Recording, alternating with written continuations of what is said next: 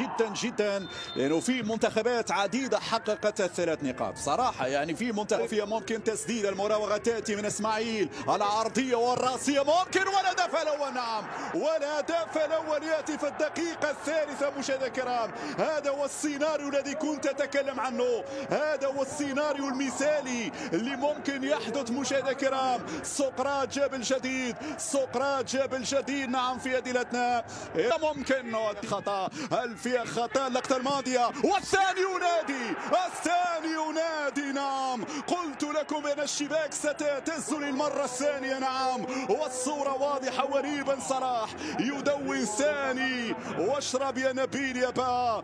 الصوره تتغير، واليوم في احلى بدايه امام كاليدونيا. هذه الرعاده، الكنترول، الاصطدام حصل، ولكن الاصرار تواصل. ياتي وليد بن صلاح، ونبيل امسي، داودي يرفع، الداودي والهدف الثالث. نعم، والهدف الثالث عن طريق اللاعب وليد بن صلاح.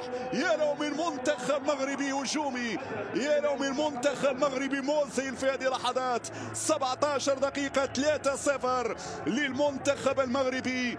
منتخب يولد من جديد، ومنتخب ينطلق من جديد. شباب نستغل من القائمة الأساسية مقارنة مع اللقاء الأول والثاني. هناك خطأ، لا لا لا لا لا لا، تهور كبير. ممتاز، يعود الى الهجوم المغربي. برافو السعيدي، برافو الخروج بالكره، مراوغه ممتازه فيها انذار. خرج الصفرة. هنا القانون واضح، صفرة تاتي، وبالتالي ضربه حره للمنتخب المغربي.